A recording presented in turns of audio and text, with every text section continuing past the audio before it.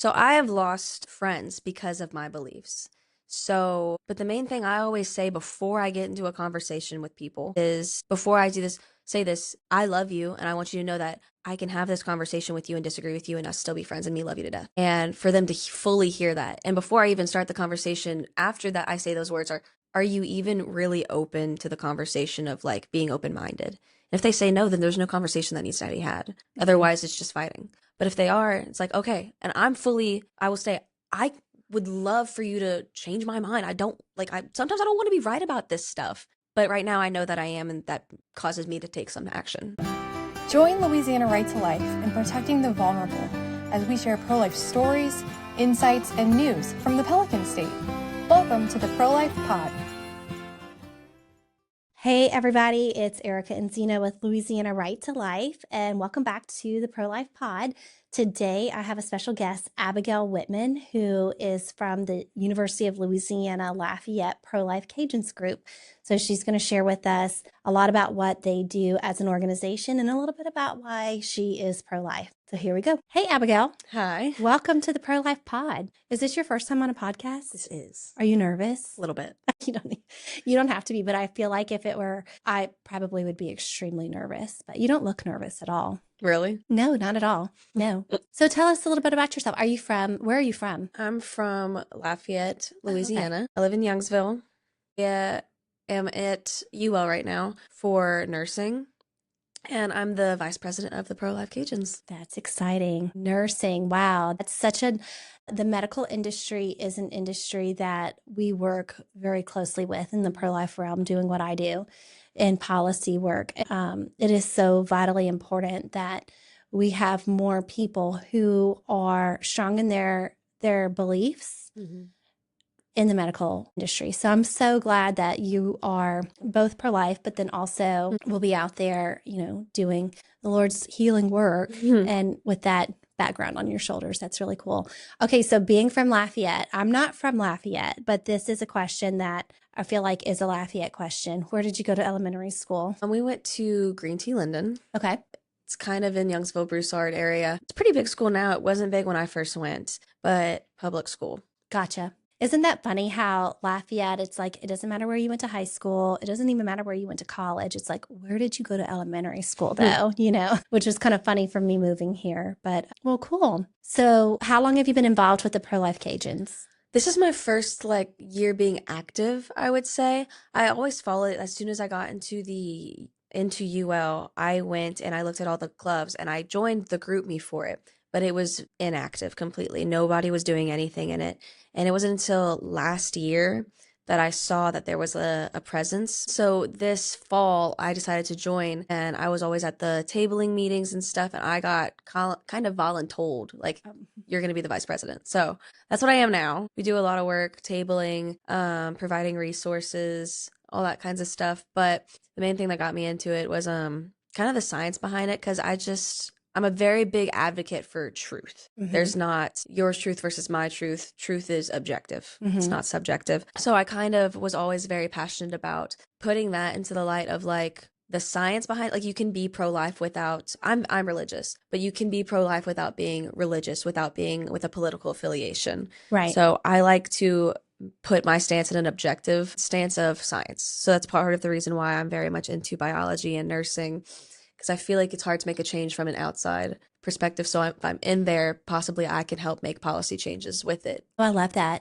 Yeah, and you'll be very much relied upon, because I'm kind of similar to you in that I am also religious and I do have a political affiliation, but I firmly believe that neither one has anything to do with my pro-life position. Hannah and I always say this to Hannah, and then I think now we kind of both repeat it. I always say that my faith is not why I'm pro-life, but my faith compels me to do something with my knowledge, with my career, with my position, right?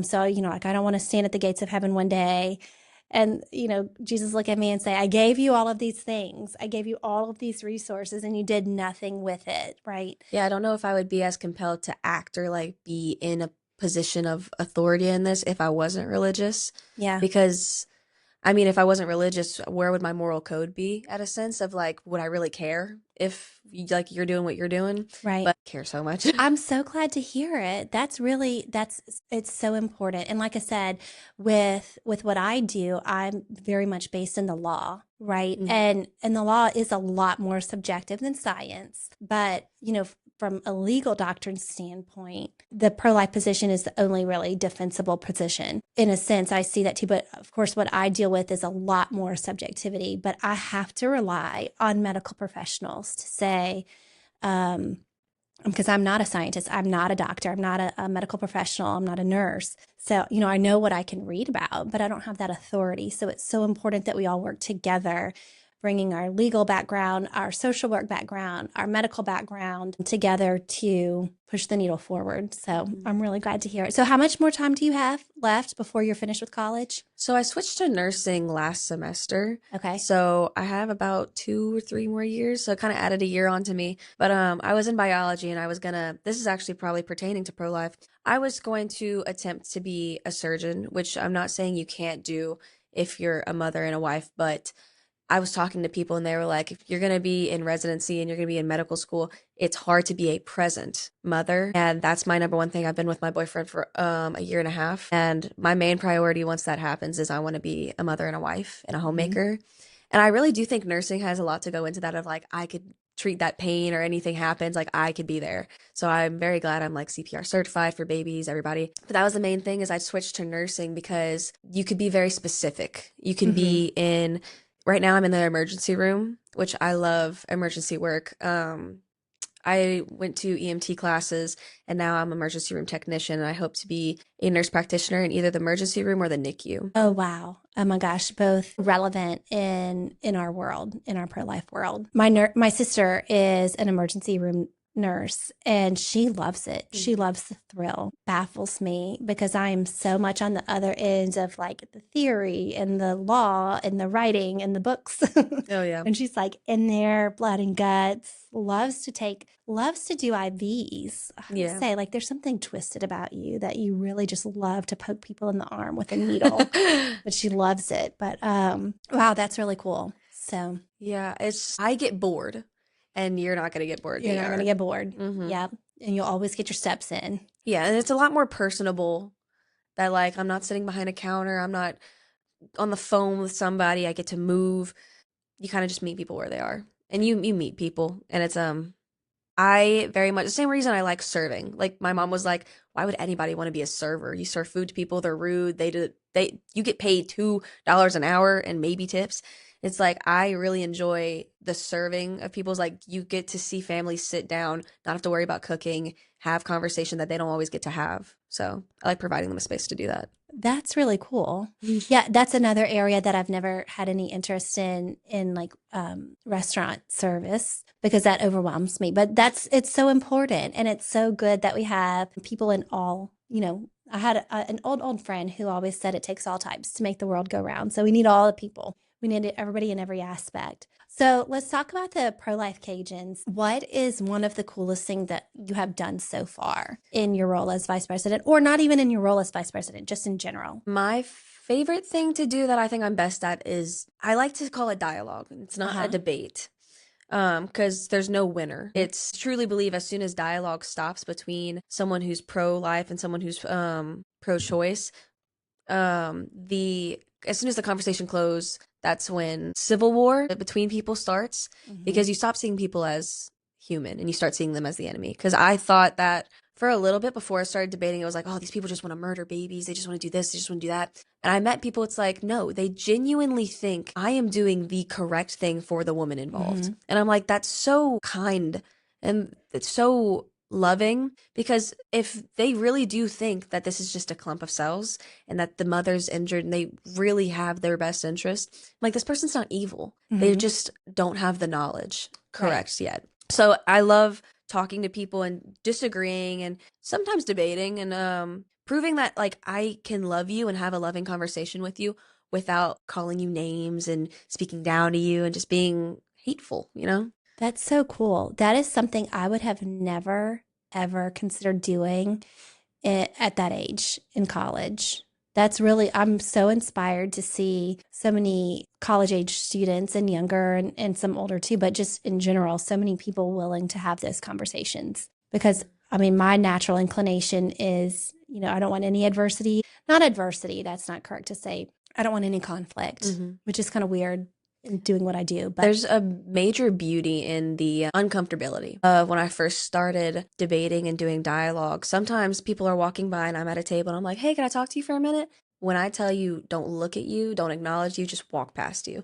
And you have to be okay. Like sometimes you're like, oh my gosh, that was so embarrassing. I never want to do that again. So now, as Canada, I will stand in the middle of the side, I'm like, hey, how are you doing today? Can I talk to you? And they're just I'm like, you either can't ignore me or I'm fully okay with you ignoring me. Like, I don't care. that is so cool. That's so cool to me. There's no way. I would crawl in a hole and hide forever. Sometimes Wow. people do that. They're like, oh my gosh. I'm like, no, it's okay. It's whatever. Who cares? Because sometimes I'm just like, they'll never see you again. It's like, or I mean, like, they don't really know you. Why do you care if they're ignoring you? I will say the only parts that I don't love about the downfalls of being very out and about your beliefs on a college campus is adversity with, the nursing community is a lot more prone to be pro-choice than you would think.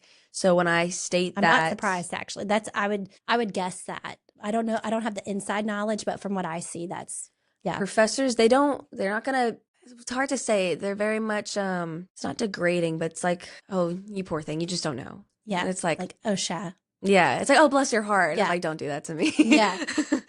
But yeah, so I didn't expect that, especially being in Louisiana, primarily very pro-life state.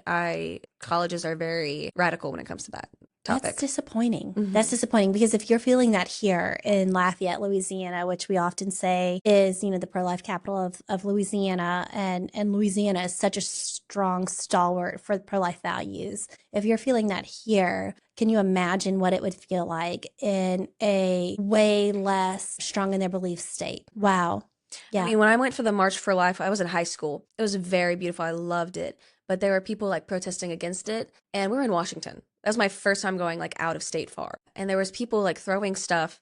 And I was like, oh, what is that? And I thought it was like pamphlets and stuff. I pick it up and it's a pamphlet attached to a paper baggie with Plan Bs in it. Oh, gosh. I was like, my goodness, they are not happy. They're screaming. They're red in the face. Like you see their veins in their neck. And I'm like, don't you think, see, this is another reason why dialogue has to be compassionate. Why would I ever receive the message you're trying to give me when you're throwing things at me and screaming things at me? You're throwing medication at me, throwing drugs at me and screaming. Like I'd much rather this is why I love having conversations, because I see the person as more human and I receive what they're saying. Things have made me think. They're like, well, what about this situation after they're born? I'm like, wow, I really didn't think of that. That is tough, but it's still not a problem of like, should they be born? It's a problem of like, what do we do after they're born? Okay, so let's talk about that. What's one of the most difficult? It sounds like you're probably pretty good at navigating angry conversations, but what's one of the most difficult conversations that you were like, I need to think about? Because that happens to me all the time. And this, I'm sure like you, I eat, sleep, and breathe pro-life topics and issues. But there are some times when I'm like, that's a hard one. I just need to formulate, I need to think about that response. And I think to your point, if you can always go back to logic, not even logic, to science, the undisputable truth, if that's your baseline and everything you do goes from there, then that makes it a whole lot easier. You just have to remember to return to that and not like the more subjective places of argument. But so I started to ask you that question. What is one of the hardest conversations that you've had that really made you think? The hardest things when talking to people about this stuff is when they come in and they talk about something very personal and they share something very personal. If they say that they had been abused, or if they know someone who's had an abortion and stuff like that, it's like you have to start off with compassion. And sometimes I feel like if they tell you something very vulnerable, they expect you to back down and be like, oh, I'm so sorry, never mind. It's like, no, I'm going to be compassionate, but I love you, and loving you is willing the good of the other. I'm going to tell you the truth of the child, or you, or anyone who's been abused or a child that's been aborted. They were still a human and they did still deserve love. But one of the difficult things is I have a good friend who he came from the foster care system, and he said, I would wish that on no one. And it's like, that is hard of like, we offer all these things of foster care and orphanages and adoption. And people aren't wrong when they're like, okay, you give birth to them, they go into foster care and they're miserable. And I'm like, you're not wrong, but that's not a problem of should they be born. It's a problem of how do we take care of them after, how do we fix the foster care system? Sorry. But that's hard because I'm not very knowledgeable on the foster care system because I don't know what happens in the ins and out. Now, a lot of people don't because it's hidden. It's hidden for a reason. But another thing that someone said to me that I really had to think about was, what was it? It was whether or not taking like plan B is considered like wrong. And that's when like it's kind of hard because I'm kind of like I'm Catholic. So it's like contraceptives to me are always wrong. Right. But is it killing someone? It's like, can you really know? Because you don't know when the egg and the sperm are fertilized. So you're going to take the chance is my thing. So would you say at this point that it depends on timing? Yeah, it would probably depend on timing. But like for me, I would never take a plan B. But is it murder? Not if you do it early enough. If you're proactive about it. But if you're in that space and in that situation, I don't want to give a statistic or anything, but I would venture to guess that probably the majority of the time you don't know where you are in the cycle. And so you don't know if it's early enough. Yeah, that is a conundrum. I agree. That's a hard one because, I agree too that, from my faith perspective, from my Catholic perspective, I would want to discuss, the other options and the beauty and the suffering and the salvation that can come from it and all of that. But, strictly scientifically speaking, like, is it the same thing? That's a hard question. For some reason, science topics, really easy for me to talk about. Like I was like, oh, this is the science. There's no questioning it. People have asked me religious questions of like, well, if God is pro-life, why did he ask, I think it was Abraham, to take his son up to the mound and like murder him? And he was going to do it. I was like, wow, that's an interesting question. I was like, but he didn't. But imagine if he would have. I was like, oh my gosh, that would have been insane. But he's right. He's like, this guy fully obeyed God when he said, go up to the mound and murder your son. And I was like, there's a reason why he wanted to show his obedience. And of course he would not have let Abraham actually kill his son because it's a life. And murder in itself is one of the 10 commandments that we abide by. But no, I can argue is it a human all day? Because science says it is. I don't understand the debate that comes with it. The debate that comes with it is, well, is it valuable? Is it valuable? Right. And that you can't do that from a scientific perspective. Right. But if it's not valuable at conception, there's a lot of holes in the argument of when it's valuable. Right. And we cannot be in the place of, and this is where, like my legal and the kind of subjective and the natural law and, the positive law background comes in. We cannot be in the place of determining who's valuable or not. Right. Because that history has shown us has turned out really badly. But I can also see a whole host of really scary outcomes if we get into the business of determining that. I'm always very cautious to mention that the last time we did where people were assigned their value, we had Nazi Germany where the Jews were unfortunately slaughtered. We had slavery where people were seen as below us. And it's like, this is what happens when we as humans place value on people. It's like, where do we get to play God in that sense? And it's right. And so that's why we should have a distinct mark of this is when life begins and this is when it's valuable. And I think the perfect place to put that is when DNA is created. It's at the very beginning. The most unique. Right. Yeah. Yeah. One of the things that I know I've said it on this show before, but I always think about this short story that I read in high school. And I don't remember what the name of the short story was. I don't remember anything about it except for maybe like the very last line of it, which was the life you save may be your own. And I think about that a lot when we start talking about the value situation and the question of at what point do we care that it's human though? And if for no other reason, and I hope that people's better nature would intervene far before this, but if for no other reason, I hope people see that, once we start playing that value decider, we're all on the chopping block, every single one of us, because we've set that as, we've said there can be a standard, and then that leaves it to somebody else to decide what that standard is. And today it may be somebody that you don't like or somebody that you don't care about, but tomorrow it might be you. And it might be somebody else saying that you're not valuable. So I always think about that short story, like, if nothing else, we must stand for the dignity and value of every human being from conception, because the life we save may be our own. But like I said, I do hope that people's better nature would intervene far before we get to that like moment of like just pure self-preservation. Well, it's like crazy. I see the videos of people who like they're not even arguing whether or not it's a human. It's yeah, I know it's a baby and I don't care. Kill it. And I'm like, how have we gotten here?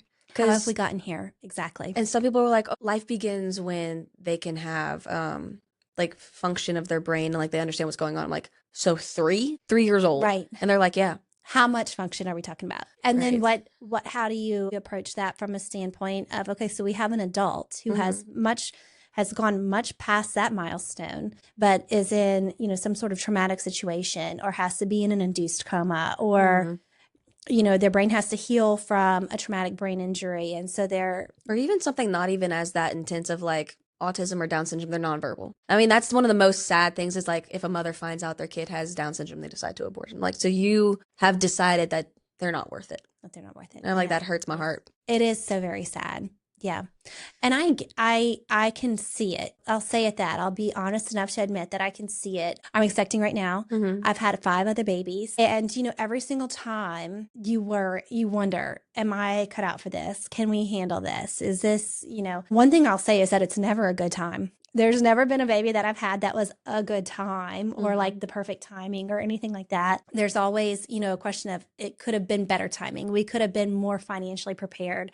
We could have gone on another trip. I could be finished with this trial or whatever before I'm, walking into this and having a newborn or a very young child. But there definitely is always a fear of like, if this baby has a difficult circumstance, am I equipped? Am I enough to handle that? And I can see how most people would, or many people would want to say, it's not that baby is not valuable. I don't think that I am equipped for this challenge. But again, sometimes it's not even about like the equipped, is some people's pride get in the way. So I had an aunt who has, I think it's a Newman's disease. Okay. I'm not familiar with that. What is that? I don't know if I'm saying the right thing, but he has a lot wrong mentally. Like he wasn't talking until he was like 4. And if before he did, he would just grunt at you. I'm so proud to see him today. He's 9 and he's talking. He's, hi, Abby. And I'm like, hi, dude. Obviously, he still has brain things. He could have been so much far along if the mother's pride didn't get in the way of it. Of like,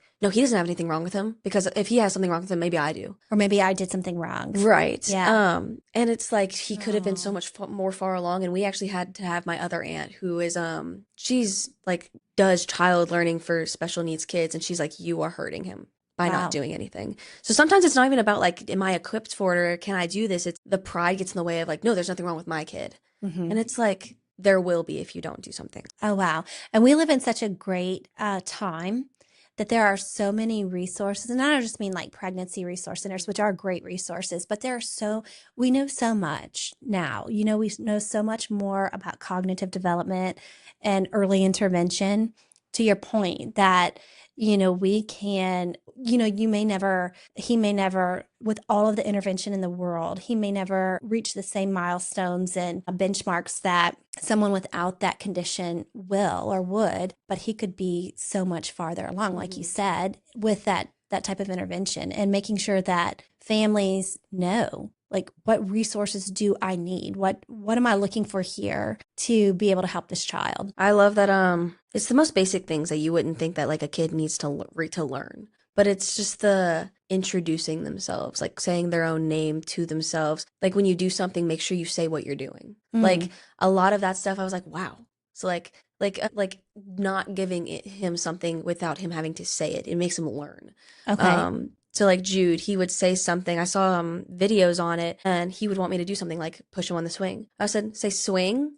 And sometimes he might throw a tantrum if I'm not doing it quick enough. So I say swing. And as soon as I would do it. And he would be like, swing, swing. So like, that's just like, it comes easier to kids. But as long as you take the time to do it. It takes time. But there's not really any resource. It's just you taking the time. Now, obviously, there's extreme cases that you need those resources. But sometimes it's just the most vulnerable, easiest thing. But like, a lot of people don't want to give it. It's just time. I can see that too. Yeah. Sometimes it's harder to be a good parent because it requires you to do something. It requires you to stop. It requires you to respond. It would be so much easier. And I tell my kids this all the time. It would be so much easier for me to just let you have the iPad or the Switch or the whatever. It'd be so much easier for me to just do the dishes myself Mm-hmm. than argue with you about doing them. But this is the part of the thing. This is Mm-hmm. part of the process that we have to go through for you, for me, for society. It's like I'd be doing you an injustice by Absolutely. giving you the And the iPad or world. doing it. And the world. Yeah. Because then I'm putting out this person who, doesn't know consequences and doesn't know responsibility. So, well, what kind of things I'm so excited to hear that you love having these conversations and that you love having compassionate conversations, because I agree. And I think if nothing, the last year has taught us that dialogue must continue, quality conversations must continue, educated conversations, but most important, compassionate conversations must continue, that we must continue to see the beauty in each other and be willing to acknowledge that, I can acknowledge that we have different ideas about this and we have different opinions about this. But what I kind of always go back to is I will also acknowledge that I think you probably have a really good reason for feeling the way you do. And maybe it's experience, maybe it's like misplaced sympathy. And, maybe it's a lack of objective knowledge about the situation, but still what that comes from is a sympathy or a compassion for people who are in difficult situations. So that's really cool. I'm glad to hear that. But what do you see for the Cajuns, for the Pro-Life Cajuns? What do you hope for? I'm glad that we have you for another 2 or 3 years here in Lafayette. And I say we, I mean we as a community. Well, for the Pro-Life Cajuns, I really want to instill a culture of empathy and education. Empathy in the sense of like, it takes, just like you said, it takes this much time and this much effort to, before jumping on a person's case when they're talking to you, to just say, that was a very vulnerable thing you shared with me. Thank you for that. Just like adding that in so that they know they're heard and they're understood and there's no judgment being laid on, but there's only truth being delivered through love. Like, I love you because you're a person and you're in front of me and you've shared something vulnerable, and I want you to know this. So it's not just like okay, yeah, they told me something, I'm thinking of what I'm going to say. Like, hear them. Don't always think about what the next debate is that you've heard online, that like all this stuff. Be present in the conversation. But in this case of the Pro-Life Cajuns, I really want to instill a culture of empathy and education, meaning they're educated on what they're talking about. They know what they're talking about, whether or not it's science, it's policy, it's protocol, it's law, any of those things they need to know.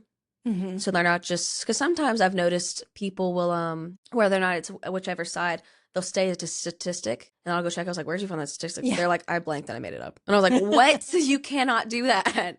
But that's the sense of education, and the sense of empathy is just meeting people where they are.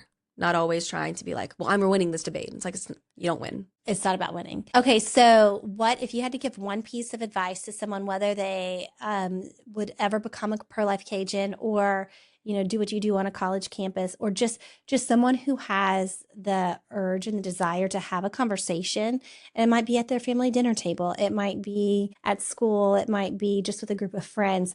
What's one piece of advice that you would give them in walking into, and I'm putting you on the spot here, I didn't tell you about this question before, but in walking into what could be a very contentious conversation and walking out relatively unscathed? So I have lost friends because of my beliefs.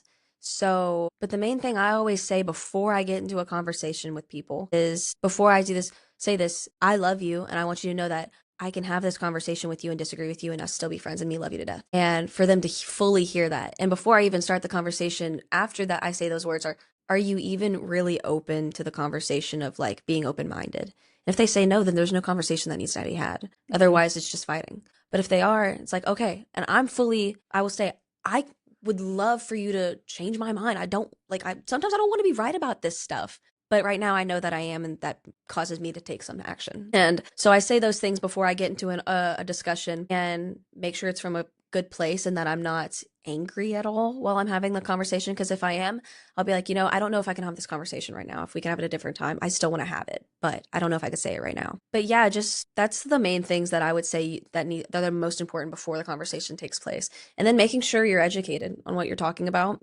I mean, education is just such a big part of the conversation. Okay, so what would you say to someone who is passionate but knows that they're lacking some of the foundational knowledge, what is a response that they can stick in their back pocket? I'm always a fan, when I was a teacher, I was always a fan of telling people, like, stick this in your back pocket, my students. Or when I've talked to medical society students, stick this in your back pocket. If nothing else, pull this out and say this, and you can revisit later. And one of the things that I often say is that, in my world, there's a lot of conversation about whether or not Louisiana or any pro-life state's laws impede a medical professional from acting to save the life of a patient. And so, sometimes the accusation is Louisiana's law does not allow a doctor or a medical professional to act when the patient's life is on the line, or when X, Y, or Z. So I recognize that a medical professional probably does not have the statutes in front of them, and probably has never read the statutes. And so I always say, one thing that I would suggest to do is say, have you read the statutes on it? More than likely, the answer is, well, no, I haven't. And then you can say, well, how about this? How about we both read the statutes on it, and we can come back and revisit this? Because I think that I need to know more about what the statutes actually say, and that would be a much more productive conversation. What I understand is that Louisiana law absolutely does not restrict a medical professional, but we both should read the statute and come back and resume this later. So what's something you would tell people to put in their back pocket? The most powerful things that for you should put in your back pocket is not memorize, but just know, like, basic embryology, in the sense of, like, if you love science, know the stages of development. Because people are like, oh, well, if I am in my first trimester and I want an abortion and they don't have a heartbeat, I'm like, do you know when a heartbeat starts? It's a lot earlier than you thought it was. Or, oh, but they don't have a brain yet. And I'm like, well, actually, synapses are connecting at this point. So are you talking about a brain or a thought or brain activity? Because those are all different things. So, like, knowing that that's science, but that's just because I'm a little bit of a nerd when it comes to this stuff. I mean, one of the things you said, see if I remember, kind of struck me when it's, a mother's life is at risk. And they're like, well, what if they can't perform? They should know is that abortion, like the killing of a child, is never medically necessary. Not because the mother's life is in jeopardy. A doctor's not trying to kill the baby when they deliver it early to save a mother's life. The goal is to have both mother and baby be delivered and live. So abortion being the ending of a human's life, an unborn life, is never medically necessary. And that's a big thing that I think people should keep in their back pocket is abortion never is needed. Whether or not things need to be taken into place where the baby's life is in jeopardy to save the mom, that happens. But we are not purposely trying to end the life of the unborn baby. It's always, the mission is to save both. Yeah. And legally speaking, intent is a big deal. Intent is always a big deal in the legal realm. So that's really good advice. Yeah. What about, would you advise someone if they just really don't know? What would you tell them to say? Would you say, like, I don't know the answer to that, let me come back to you? Or do you have something better? I always say, that's a really interesting point. It's not in my scope of practice right now, so I should probably, well, that's more of my nursing term. I guess that that's is in definitely there. a medical term. Because technically I'm a technician right now, so I'm not allowed to answer certain questions. Got it. Okay. So I guess for that, if it's just outside of the nursing realm, like, that's really interesting. I'd have to do research. I don't want to lie to you. That's my main thing is I don't want to lie to you. So let me look into that and I'll come back to you with that. I think that's a great exit strategy, especially when done in good faith with the intention of finding out, and coming back with this information. But I do think it is very important not to perpetuate misinformation. It's very easy to lie and be like, well, this percent of people would disagree with you. And I'm like, I'm not going to lie to you. So right. I want to know the answer to what you're saying, because that's a great question. So let me come back to you and I'm going to look that up. That's a great question. I love that. So just really, the main thing is making sure the person feels like that you're kind of a friend. You're like, oh my gosh, that's such a great question. Like, just being so interested in, like, affirming them. And it's not a lie. Like, I'm not just, like, giving you quick tricks to debate someone and win the argument. It's just like, just be compassionate, be a person. Yeah, exactly. Yeah, and don't put back out there more bad information, because that's what we're combating all day long is bad information. Yeah. So let's wrap up and you tell us some of the big wins of the Pro-Life Cajuns in this last year. What are some of the cool things that y'all did as a group? We had a lot more activity. That's awesome. So we were a lot more active. We had trivia nights. We had a lot of people join comparatively to the last year. We had a a lot of monthly meetings talking about education, like educating on certain how to table, what not to do. Because there was a tabling, not by our club, but at UL of someone like spitting on another person because it was a Oh my. disagreement. And I was like, do not do that. Wow. You won't be allowed to table for our table if we do anything like that, calling names of any sorts. I was not here for some of the things because I joined fall, and some of these accomplishments are from the spring of 2025 because it's just a year wrap up. But they volunteered at the Desmo Foundation, I believe it's Oh, the called. Desormo. They had a gala, which we are doing soon, which I'm really excited for. I'm so excited. Yes. Will you be there? I will. Oh, good. I'm so glad. Okay. And they volunteered at certain pregnancy centers. I don't remember all of them. They also had the Get On Board Day. That was fun. We got to meet with a lot of people. It was hot outside. What is that? What is Get On Board Day? Get On Board Day is the beginning of a semester, both in the spring and in the fall, that all the clubs set up tables and the new students come in and they get to look around and see what they want to join. But that's cool. Yeah. Oddly enough, we did have a little bit of a disruption for our Get On Board Day because we have like the silicone babies that are supposed to be used as educational, and a group next to us, I guess I won't really say their club, but just kept coming back and asking for the babies. And I noticed, I was like, what are they doing? Like, why do they keep asking for them? Every time they would take them, they would go to their table and tear them apart, do weird things with them. I'm like, what in your mind are you doing? But yeah, but besides from that Get On Board Day was pretty good. We met a lot of people that were like, oh my gosh, I didn't know y'all had this. Like people who were at college and they're like, oh, I'm so glad, especially at the expo. They just didn't even know that it was a thing. And they were so happy to find out that it was. And obviously we have the people who come by and they're like, I'm not talking to them. And it's like, I can never understand that of like, if you know you're right, why not have the conversation? But maybe it's lack of wanting to conflict, but that's always something I could never wrap my mind around. But we also had the parade that's also coming up for Mardi Gras, the Love Them Both parade. Yes, yeah. I wasn't there for last year, but I'm excited for the festival C'est La Vie. Yes, I haven't that done is that one. very cool. Yes, it's kind of like Lafayette's version of the March for Life. Oh, really? But it's very much the Lafayette version, you know. And even there's other marches across the state that Lafayette does it differently, you know. I think our Pro-Life Cajuns are setting up to go to the March for Life in Washington, D.C. this year. Great. Oh, that's so exciting. And you've already been, so you know what to expect. I went in 2018. Okay. Before Roe v. Wade was reversed. Wow. Okay. So it was much different. But that's what my main thing, I was like, oh my gosh, it's been reversed. I'm so happy, but are we not going to have March for Life anymore? I still want to do that. I still wanted to go. Yeah. But now it's like more by state, the ones that haven't, they still have abortion legal. Yeah. So it's more of a celebration here in Louisiana that it's not legal.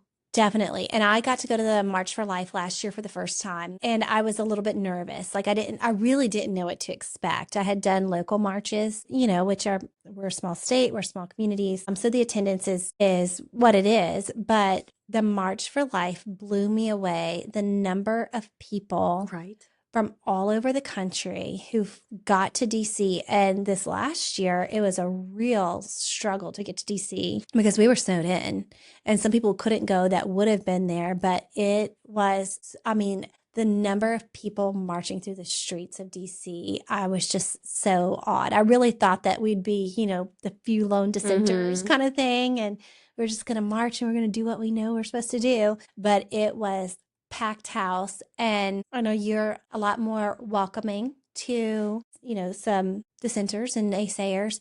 We only saw one very small group of counter protesters or protesters, I guess, because I guess the March for Life isn't really a protest as much as it is like a declaration. But there was only one very small group, very small. And I would say like 7 people kind of way off. And yeah, they were yelling, but you know, I was actually surprised by that. I was surprised by how few people were there to counter the message. Well, that's a big thing is the media wants you to believe that this is the minority. Which I'm not saying it's the majority, but I definitely wouldn't say it's the minority. Like, I don't think it's like this huge, big majority and this is how much it's pro-choice. It's I would say pretty even, but we're definitely not as little as you think. And I thought that too before I went to the pro-life. I was like, it's going to be a couple people. Shocking numbers. Shocking. Yes. And for how long it went on. Oh, yeah. You know, I mean, my daughter and I booked it to get to the end and then just kind of watched because we had somewhere else that we had to be that afternoon, but just kind of watched how far it was still going. It was it was remarkable, really. And that's a good point. That represents not just the people who share in our beliefs, but who are hardcore willing to speak out about it and do something about it. And there are so many more of us out there who share in our beliefs, but aren't ready yet to be vocal. Well, the most uniting part of it was the fact that I would see signs and it was Republicans for life, Democrats for life, LGBT for life, Yep. Mormons for like all different groups and sects of just people who can all agree that life is valuable and it has Right. dignity and it starts somewhere. It is a question of like what kind of country are we going to be if we go down this path of making this value decision. So that's the reason the pro-life group, we don't it's not that we won't collab, but we won't join with like a certain religious group on campus or a political sect on campus, because we want everybody to know that you can be atheist or Christian and become part of this group. You can be Democrat or Republican and become a part of this group. Like, you can literally be anyone and still, you don't even have to be fully pro-life. You could be questioning it and come into our group. Like, we allow people who don't agree with us to come to the meetings and learn and ask questions. That's awesome. Yeah.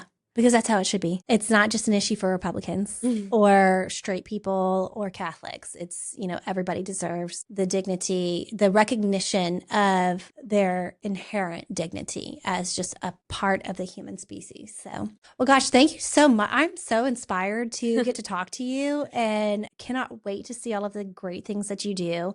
I think you're going to have such a bright future. I mean, if you never did anything in the medical profession, I'm so excited just to have you on our team. But gosh, what a powerhouse that you are, willing to kind of stick your neck out there and say the truth and do it in a compassionate way in a field that, to your point, is not always friendly to that. And it shouldn't even be a belief system because, like you said, if we're rooted in science, we're rooted in science. But good for you. I'm very inspired to get to talk to you. Thank you. This was so much fun for me. I can't wait to see all of the great things that you end up doing. Awesome. Thank you. Well, we will see you at the gala in a few days now. We are not quite in the final week countdown, but we are definitely in the final 2-week countdown. Yeah, so the next few days are going to be pretty busy in getting ready for that. And then Festival de la Vie the very same day as the Lafayette or Acadiana Gala.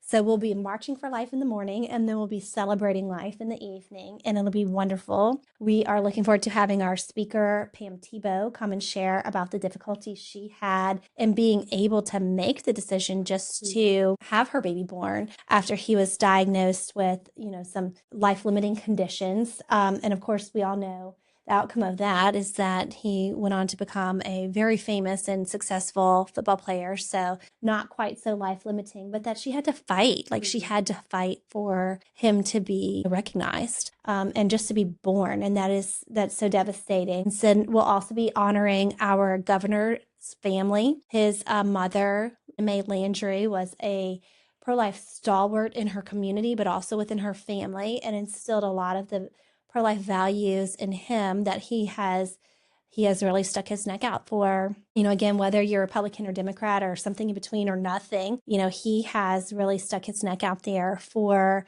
fighting for the unborn in his various positions along the way. So we're excited to get to honor his family on behalf of their late mother. And then, then springtime and we have March the for Life. expo for us. The expo was fun this year specifically because we had a pregnancy simulator. We'll probably have that again. Oh, I heard about that. That is okay. I would actually, when I am not pregnant, I want to do that. And I want to be like, to see if it's accurate. Not like that at all. Or like, wow, that's really weird. It's quite like that. Yeah. A lot of people said it more mimics the muscle contractions, not the actual birthing. Okay. Well, I cannot even imagine. I cannot even imagine that that there's something that could mimic that. Yeah. I hope so. but even when I'm not pregnant, I can still feel what it feels like to have like the contractions in there. And I think maybe a misnomer, or not a misnomer, a misconception is that it's like during labor. It's not. It's for several months before you start feeling these like pre-contractions. And so it's really, but it's not bad. Don't make that. Oh, no, don't. I do always have to be careful with my young friends. Like, I don't want to scare anybody from having babies. It's really not that bad. But it's just so weird how that feeling stays with you. Even when I'm not pregnant, like I can feel exactly what it feels like to be having this kind of like Braxton Hicks contractions or whatever. And it's so bizarre. It's so weird. So I'm interested in testing that out for y'all and letting you know if it aligns with my experience. So yeah. So, oh, great. Good things coming. A lot of good things coming in the next few weeks. But yeah, we are looking forward to seeing all the wonderful things that the Pro-Life Cajuns do in the semester and beyond. Yes, ma'am. All right. Well, thanks for joining today. And if you would like to find out more about the Pro-Life Cajuns, reach out. You can look in the show notes for a link to their organization. And yeah, we hope to see you at the gala in a few days. And stay tuned for the next episode. See you soon.